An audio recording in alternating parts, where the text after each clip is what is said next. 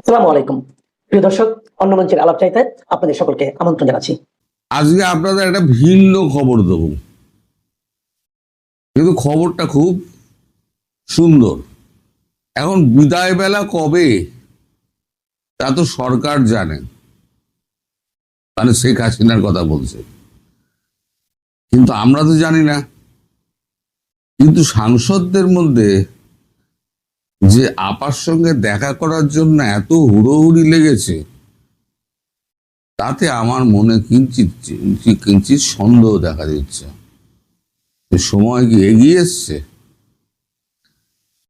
নালে আজকে সংসদের প্রশ্নোত্তর পর্ব শুরু হওয়ার আগে সকালবেলা একই গাড়িতে অমিত শাহ এবং রাহুল গান্ধী দুজনেই গেলেন আপনাদের প্রধানমন্ত্রীর সঙ্গে দেখা করতে। রাহুল গান্ধী এর আগে তো বহুবার গেছেন, সেটা আপনাদের আমি বলেছি, কিন্তু অমিত শাহ এই প্রথম।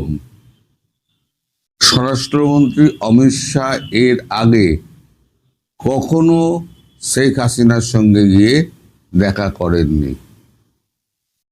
আজকে দুজনে দুটো ফুলের তোড়া নিয়ে গিয়ে দেখা করেন। তারপরে কি কথাবার্তা হয়েছে সে তো আর আমরা জানি না। তো তারপর তারা ফিরে এসেছেন এবং প্রশ্নোত্তর পর্বে আমার যোগ দিয়েছেন। এই অমিত শাহ, মোদি এদের সঙ্গে রাহুল গান্ধীর সংসদের ভেতরে হচ্ছে অহিনকুল সম্পর্ক। সংসদের ভেতরে বিতর্কের সময় একে অপরকে ধুনে নেন, কিন্তু সংসদের বাইরে তাদের সঙ্গে সব সময় বন্ধুত্বপূর্ণ সম্পর্ক। বন্ধুত্বপূর্ণ সম্পর্ক কেমন আমি তা আপনাদের একটুখানি বোঝাচ্ছি।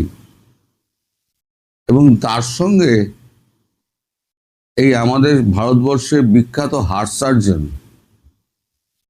ডক্টর দেবী শেঠি, তিনি বা আজকে তড়িঘড়ি ব্যাঙ্গালোর থেকে কেন্দ্র তাকে উড়িয়ে আনছে কেন?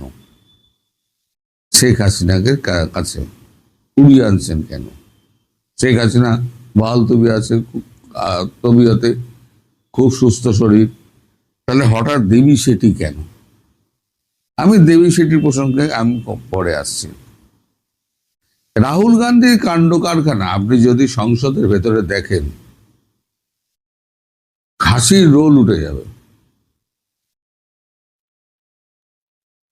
সরকার প্রতি অনাস্থা প্রস্তাব এনে একেবারে মোদিকে ধুনে দেওয়ার পর একেবারে উঠে গিয়ে চেয়ার, মানে বেঞ্চ থেকে উঠে গিয়ে সোজা মোদিকে জড়িয়ে ধরলেন। অপ্রত্যাশিতভাবে মোদিও খুব অবাক হয়ে গিয়েছেন। তারপর নিজের চেয়ারে বসে না মোদিকে চোখ টিপলেন এনাম করে, মানে কেমন দিলাম, ব্যাপারটা এরকম। আর অমিত শাহের সঙ্গে তো অমিত শাহকে সবসময় ধুনছেন তার নীতি নিয়ে, তার কার্যকলাপ নিয়ে। এরা দুজনে কিন্তু আলাদা আলাদা যেতে পারতেন। যাওয়ার কথা ছিল আরো একজন, আসাদুদ্দিন ওয়েসি, কিন্তু তার দেরি হয়ে যাওয়ার জন্য আসাদুদ্দিন ওয়েসি সঙ্গে যেতে পারেননি।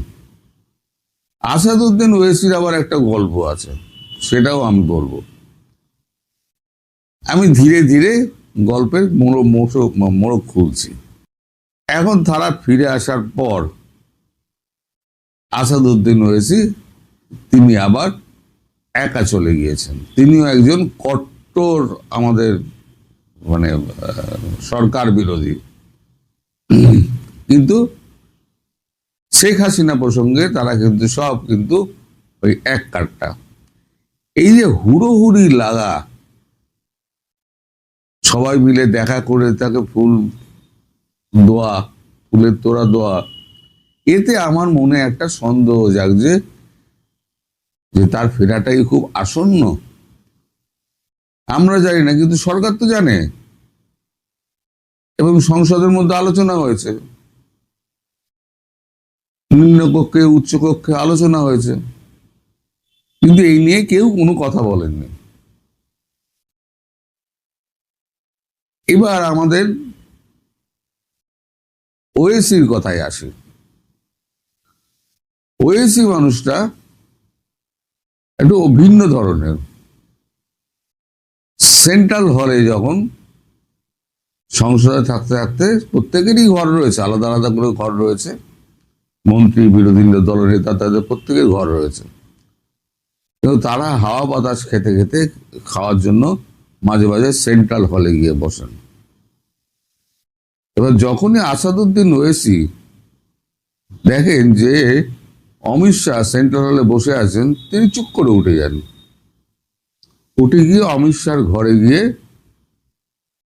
এখন যিনি দ্বাররক্ষী তিনি তো চেনেন, আসাদুদ্দিন ওয়েসি মাঝে মাঝেই ঢোকেন, ঢুকে ওই খাগড়া ফেবরা এই ধরনের কিছু খাবার রয়েছে, রাজস্থানী খাবার।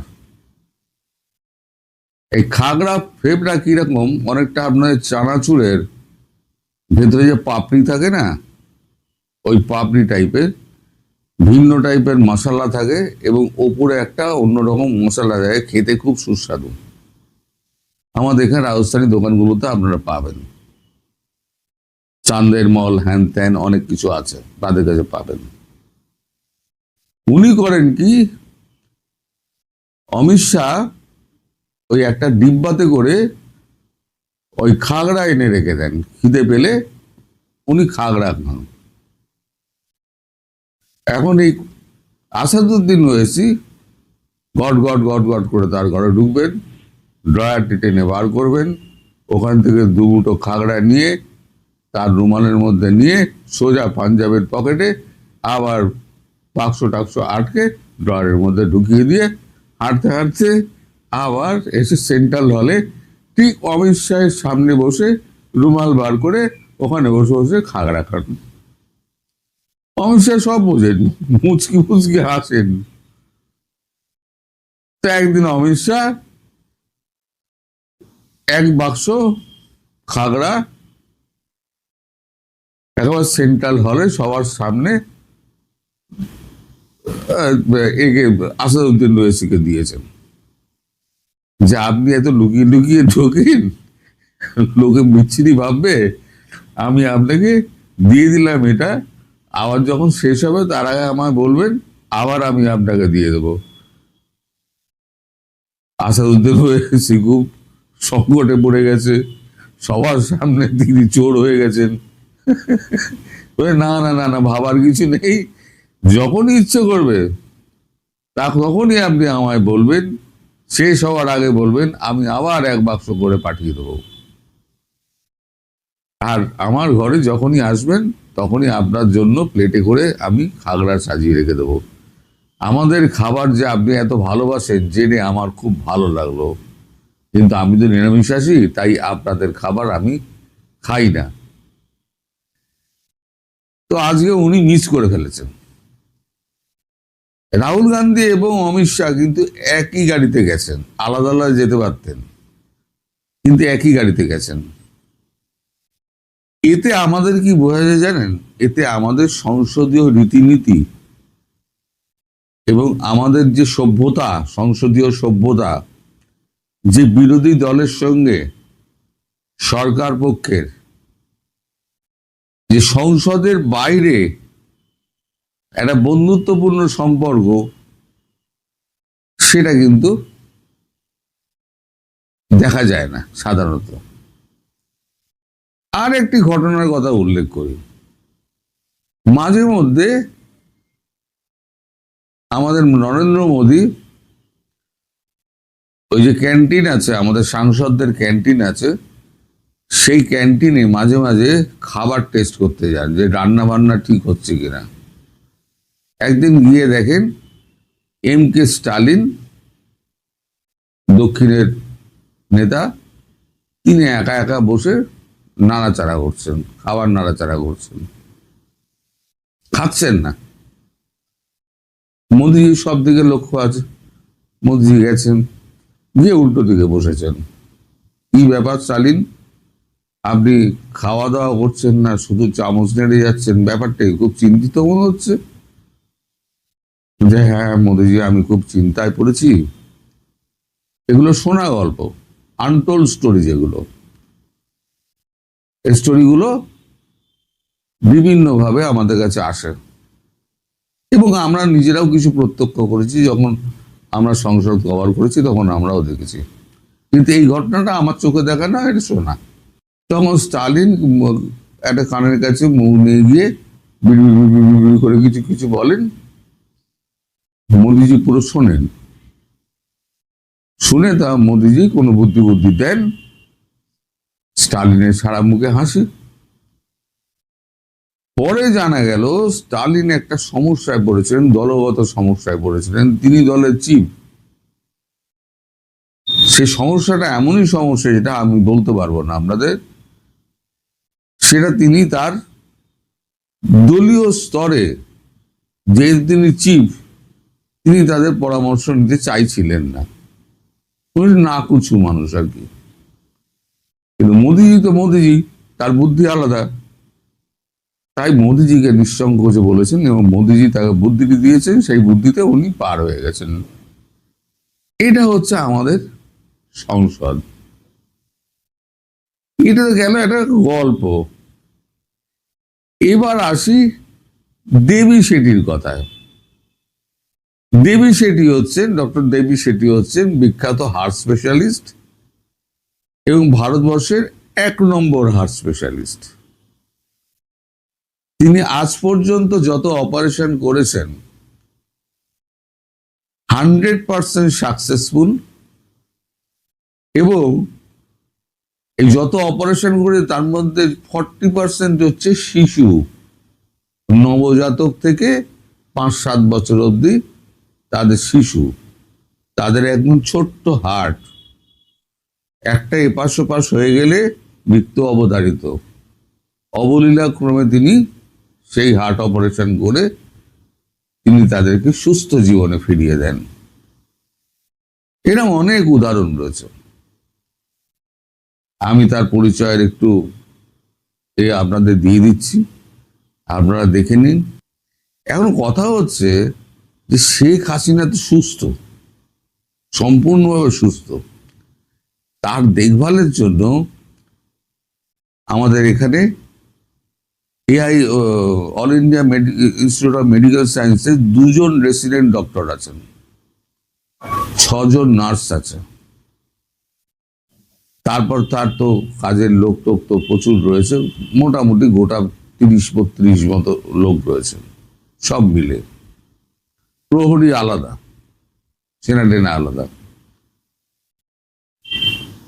এখন এইটা একটা প্রশ্নের মুখে ফেলে দিয়েছে যে হঠাৎ দেবী শেঠিকে ব্যাঙ্গালোর থেকে উড়িয়ে আনা হচ্ছে কেন। আজকেই দেবী শেঠি এসে পৌঁছাবেন বিকেলের দিকে। ওনার কতগুলো অপারেশন আছে, অপারেশন গুলো সেরে উনি স্পেশাল ফ্লাইটে, ওনার নিজস্ব একটা ফ্লাইট রয়েছে, স্পেশাল ফ্লাইটে উনি সোজা দিল্লি নামবেন। এখন ঘটনা যেরকম দাঁড়াচ্ছে, আর নেতাদেরই হুড়োহুড়ি করে আসা এবং দেবী শেঠির আশা নিয়ে একটা জিজ্ঞাসা চিহ্ন, সেটা নিয়ে কিন্তু আমার মনে হচ্ছে যে প্রধানমন্ত্রী শেখ হাসিনা দেশে ফেরার আগে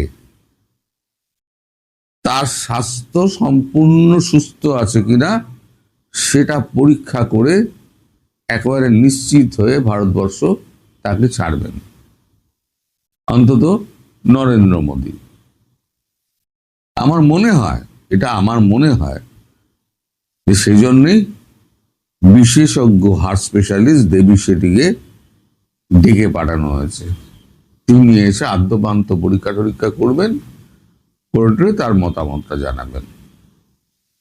এখন প্রধানমন্ত্রী শেখ হাসিনাকে জানার তো মুশকিল, তাই বলে দেওয়া হয়েছে যে আপনার কাছে একজন চিকিৎসক পাঠানো হবে আপনার শরীর পরীক্ষার জন্য। রুটিন যা হয়। কিন্তু শুনেছি আমি শেখ হাসিনা দেবী শেঠিকে চেনেন, শুনেছি, আমি কনফার্ম না, দেখলেই তো চিনে যাবেন। তখন এই ঝাড়টা খাবে কে জানেন তো? ঝাড়টা খাবে অজিত দোভাল। যত ঝাড় খান অজিত দোভাল ঝাড় খান। তো যাই হোক, আজ একটু ভিন্ন ধরনের খবর আপনাদের পরিবেশন করলাম, যার মধ্যে লুকিয়ে আছে শেখ হাসিনার দেশে ফেরার আসন্ন দিনের ঘোষণা করা মাত্র, যেটা সরকার জানে, আমরা জানি না। অর্থাৎ শেষে বলবো, তার দেশে ফেরার আগে চূড়ান্ত পর্যায়ে তার চিকিৎসা পদ্ধতি একবার খতিয়ে দেখে নিতে চায় কেন্দ্র। কবে ফিরবেন এরা তারাই জানেন, আমরা জানি না, আমিও জানাতে পারবো না। সবাই ভালো থাকবেন। মানে ভাবেন, বাংলাদেশের সরকার বুঝ দিচ্ছেন যে তারা নাকি বেনজির আহমেদকে ফিরিয়ে নিয়ে এসে বিচারের মুখোমুখি করবেন, আর ওইদিকে দুবাই পুলিশের মামলায় জামিন পেয়ে গেছেন বেনজির আহমেদ। বলা হচ্ছে জামিনে তার পাসপোর্ট জমা রাখার কথা, কিন্তু কেই বা বলতে পারে যে বেনজির আহমেদের মতো ব্যক্তির আসলে কটা পাসপোর্ট, কি পাসপোর্ট, বা তিনি যদি এখন চলে যেতে চান ইউরোপে কোনো পথ আছে কিনা। কারণ প্রধানমন্ত্রী তারেক রহমানের ঘনিষ্ঠ জনের পত্রিকা কালবেলা বেনজির আহমেদের পরিবারের সঙ্গে কথা বলে বলছে বেনজির আহমেদ চলে যেতে চাইছেন ইউরোপে।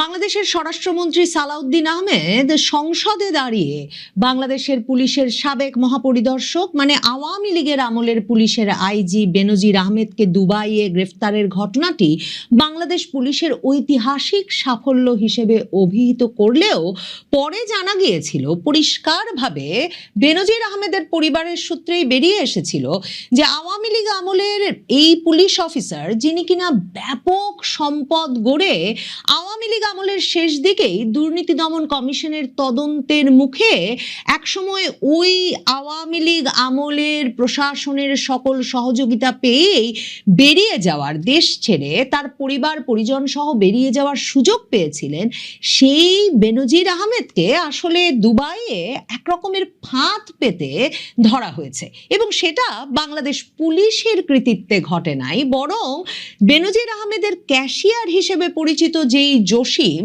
যিনি কিনা গ্রেফতারও হয়েছিলেন, বেনজির আহমেদের সকল সয় সম্পত্তি দেখে রাখেন, তার টাকার মূল খনিটা এই জসিমের কাছেই আছে, এই অভিযোগে ইউনুস আমলেও সেই ব্যক্তিকে শেষ পর্যন্ত তারেক রহমান একেবারে নিজ সিদ্ধান্তে বিএনপির মনোনয়ন দেন। নির্বাচনের আগে বিএনপির ভেতরেও সকলকে একেবারে বিস্মিত হতবাক করে, এবং সেই ব্যক্তি যখন এরপর নির্বাচিত হয়েছেন চট্টগ্রামের একটি আসন থেকে বিএনপির মনোনয়ন পেয়ে, সেই ব্যক্তি দুবাই মলে দাঁড়িয়ে ফোন করেছিলেন বেনজির আহমেদকে, এবং বেনজির আহমেদ তার সয় সম্পত্তি দেখে রাখছেন, তার যে ক্যাশিয়ার এবং বর্তমান যে বিএনপি এমপি, সেই ব্যক্তি দুবাই মলে দাঁড়িয়ে আছেন শুনে ছুটে বাড়ি থেকে ওই ব্যক্তির সঙ্গে দেখা করতে গেলে গিয়ে দেখেন ওখানে একটা ফাঁদ পাতা আছে।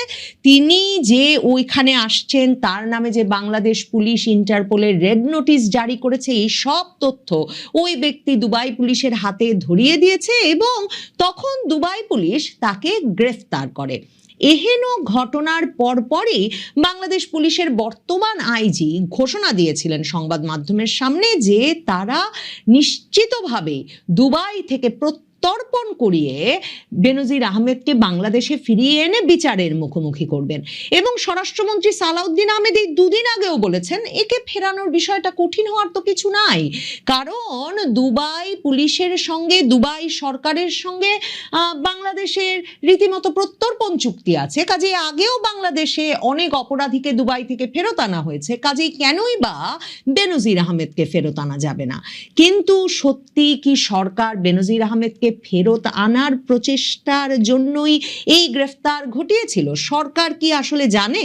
মানে সরকারের যে উইংগুলো খুবই কৃতিত্ব নিচ্ছিল, পুলিশ, দুর্নীতি দমন কমিশন, কিংবা যারা এই নিয়ে তৎপরতা দেখাচ্ছে, সংবাদ মাধ্যমের সামনে এসে বলছে বটে যে তারা তৎপরতা করছে দুবাই থেকে বেনজির আহমেদকে ফিরিয়ে আনতে, সত্যি কি সেটাই বাংলাদেশ সরকারের উদ্দেশ্য ছিল, নাকি সরকারের ঘনিষ্ঠ তারেক রহমান মনোনয়ন দিয়ে বেনজিরের যে ক্যাশিয়ারকে তার এমপি বানালেন, সেই ব্যক্তির সঙ্গে বেনজির আহমেদের সয় সম্পত্তি, ব্যবসা বাণিজ্যের ভাগাভাগি, বাটাবাটি এসব নিয়ে রেশারেশির জেরেই এই গ্রেফতার কাণ্ড ঘটেছিল। এবং বেনজির আহমেদ শেষ পর্যন্ত তার আইনজীবীর মাধ্যমে দুবাই পুলিশের কাছ থেকে যেমন যে মামলা করেছে দুবাই পুলিশ, তা থেকে আদালতে যেমন জামিন পেয়েছেন, তেমনি একটা বাটাবাটি ভাগাভাগিও হয়ে গেছে এর মধ্যে, তা বলা মুশকিল। কারণ বাংলাদেশে যখন তোলপাড় যে খুব শিগগিরই নাকি ফেরত আসছেন বেনজির আহমেদ, মানে এমনকি ধরুন দুদিন আগেও ইত্তেফাক সংবাদ করেছে বেনজির আহমেদকে দেশে ফেরাতে কদিন লাগবে। 31শে জুলাই বিবিসি বাংলার এই খবরটি ইত্তেফাকও ছেপেছে এবং সেখানে বলা হচ্ছে, বিবিসি বাংলা বলছে যে পুলিশ সদর দপ্তরের মুখপাত্র তাদেরকে বলেছেন মামলাগুলো যেহেতু দুদক দেখছে এবং তাদের তদন্তকারী কর্মকর্তারা এই তথ্য উপাত্তগুলো প্রস্তুতের কাজ শেষ করছে, দুবাই পুলিশের চাওয়া যাবতীয় নথিপত্র সংগ্রহের কাজ যখন প্রায় শেষ হয়ে এসেছে বলে দুর্নীতি দমন কমিশন জানিয়েছে, অল্প কিছুদিনের মধ্যেই সেগুলো স্বরাষ্ট্র মন্ত্রণালয়ে পাঠানো হবে। কাজেই বেনজির আহমেদকে দেশে ফেরানো, নথিপত্র ঠিকঠাক মতো সরবরাহ করার পাশাপাশি কূটনৈতিক তৎপরতা জোরদার করা গেলে খুব একটা কঠিন হবে না। আর ওইদিকে আমার দেশ পত্রিকা ওই একই দিনে সংবাদ করেছে কাগজপত্র প্রায় প্রস্তুত, যে কোনো সময় বেনজিরের প্রত্যাবর্তন। এবং সেখানে আমার দেশ পত্রিকা লিখছে যে দুর্নীতি দমন কমিশনের মুখপাত্র এবং উপপরিচালক মোহাম্মদ আক্তারুল ইসলাম নামের এক ব্যক্তি তাদেরকে জানিয়েছেন যে এই যে বেনজির আহমেদকে বাংলাদেশের কাছে হস্তান্তরের বিষয়ে নীতিগতভাবে নাকি রাজি হয়ে গেছে সংযুক্ত আরব আমিরাত সরকার, এবং এই বিষয়ে যেসব তথ্য উপাত্ত চাওয়া হয়েছিল সেই তথ্য উপাত্ত প্রস্তুত করে ফেলেছে দুদক। কাজেই নীতিগতভাবে রাজি হয়ে যাওয়ার পর বেনজির আহমেদকে ফিরিয়ে আনতে কোনো অসুবিধাই হওয়ার কথা না। এমনকি যেটা বলছিলাম, স্বরাষ্ট্রমন্ত্রী সালাউদ্দিন আহমেদও এ কথাই বলেছেন দুদিন আগেও সংবাদ মাধ্যমকে। অথচ এখন সংবাদ মাধ্যম সয়লাব এ খবরে যে দুবাইয়ে জামিনে মুক্ত হয়ে গেছেন বাংলাদেশের পুলিশের সাবেক এই মহাপরিদর্শক বেনজির আহমেদ, এবং তিনি শর্ত সাপেক্ষে জামিন পেয়েছেন, যে কোনো জামিনই শর্ত সাপেক্ষ, তার নামে মামলাটাও চলমান আছে, কিন্তু গত 27শে জুলাই তার জামিন আবেদন মঞ্জুর হয়ে গেছে।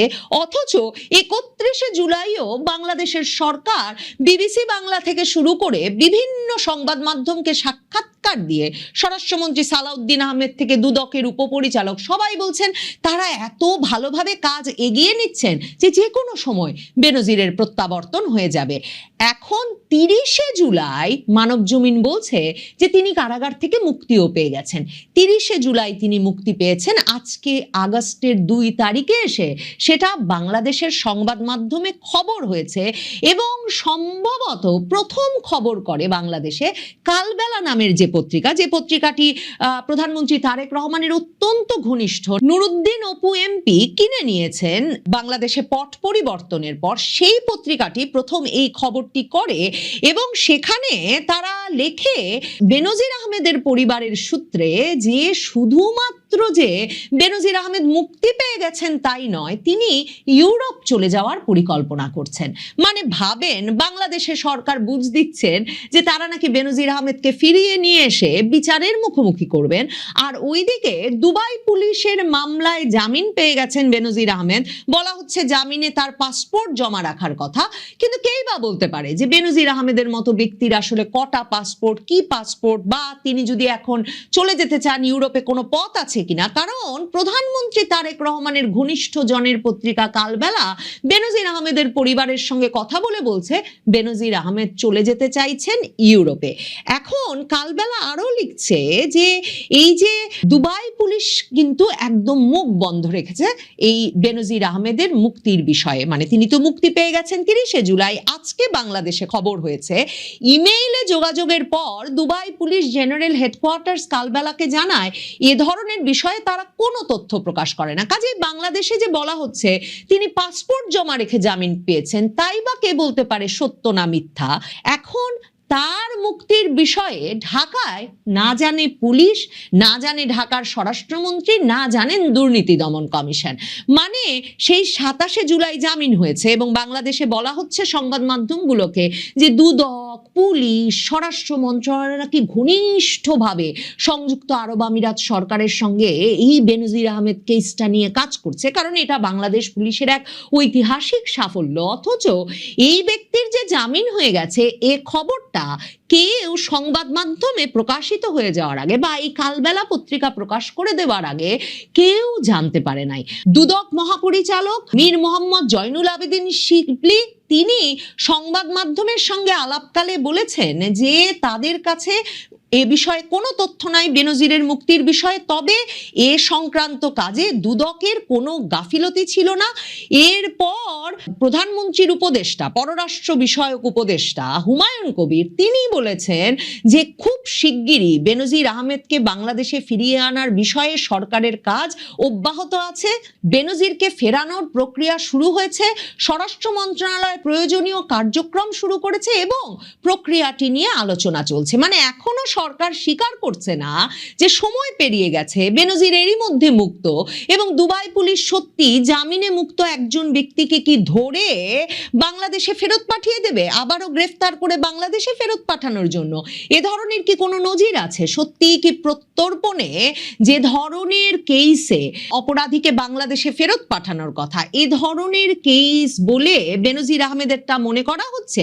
সত্যি কি সরকার কাগজপত্র পাঠিয়েছিল, নাকি ওই যে এমপি জসিম যিনি বেনজির আহমেদের ক্যাশিয়ার, এখন বিএনপির এমপি, তাকে যথেষ্ট ভাগ বুঝিয়ে দেওয়ার পর কিংবা বাংলাদেশের সয় সম্পত্তির বেশিরভাগটাই বুঝিয়ে দেওয়ার পর বাংলাদেশ সরকার আসলে কাগজপত্রই ঠিক মতো বেনজির আহমেদকে ফেরত আনতে পাঠায়নি? কারণ মনে রাখতে হবে এই জসিম তিনি যখন বিএনপির মনোনয়ন পান তখন দেখা যায় এর আগে যখন তিনি উপজেলা পর্যায়ে বা স্থানীয় পর্যায়ের নির্বাচনে অংশ নিয়েছিলেন তার চেয়ে তার 2024-এর 5ই আগস্টের পর তার সয় সম্পত্তি 10 গুণেরও বেশি বৃদ্ধি পেয়েছে এবং তিনি যে হলফনামা দিয়েছিলেন সেখানে তিনি 44টি ফ্ল্যাট, 2টো বাড়ির কথা উল্লেখ করেছিলেন। আমি আগেও প্রশ্ন করেছিলাম যে বেনজির আহমেদের বিরুদ্ধে অবৈধ সম্পদ অর্জন, অর্থ পাচার, দুর্নীতির অভিযোগে দুদক একাধিক মামলা করেছে এবং সেসব কাগজপত্রই তারা দুবাই পুলিশকে পাঠাচ্ছে। কিন্তু ধরুন এই যে দুবাইয়ের মতো জায়গাগুলো সারা পৃথিবীতে যারা সম্পদ আসলে বৈধ অবৈধ নানা উপায়ে অর্জন করেন এবং সম্পদের হিসাব রাখতে পারেন না, তারা গিয়ে বিনিয়োগ করেন, বিনিয়োগ করে সেসব দেশের পাসপোর্ট পান, নাগরিকত্ব পান, একটা দীর্ঘ সময় সেসব দেশে থাকবার রেসিডেন্স পারমিট পান। এই পুরো বিষয়টা দুবাইয়ের মতো জায়গাগুলোর অর্থনীতিকে এমনভাবে সচল রাখে যে সত্যি বিশ্বাস করা বরাবর কঠিন যে বাংলাদেশের মতো একটা দেশের অবৈধ সম্পদ অর্জনের মামলায়, বাংলাদেশের দুর্নীতি দমন কমিশনের করা মামলায় বেনজির আহমেদের মতো প্রবল অর্থবান কোনো ব্যক্তিকে, যিনি নিশ্চিতভাবে দুবাইয়ে এরই মধ্যে ব্যাপক বিনিয়োগ করেছেন, তার অর্থের একটা অংশ নিয়ে গেছেন, সেই ব্যক্তিকে তারা বাংলাদেশে ধরিয়ে দেবে, এটা দুবাইয়ের জন্য খুব ভালো উদাহরণ হবে না? মানে বিভিন্ন দেশ থেকে এই বেনজির আহমেদের মতো যেসব ব্যক্তিরা এসে তাদের নানা পথে অর্জিত অর্থ দুবাইয়ে বিনিয়োগ করছেন তারা তো তখন ভরকে যাবেন।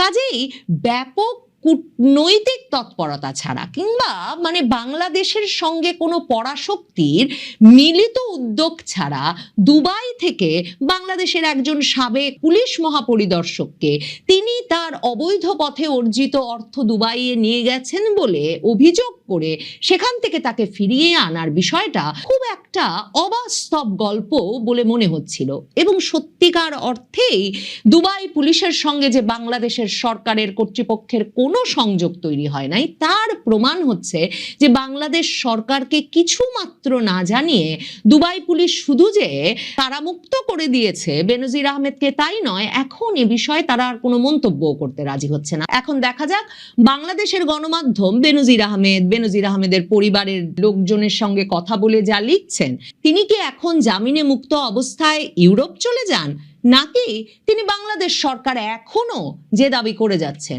আবারও দুবাই পুলিশের হাতে গ্রেফতার হয়ে বাংলাদেশে ফিরে আসতে বাধ্য হন, সেটা দেখবার জন্য এখন অপেক্ষা করতে হবে।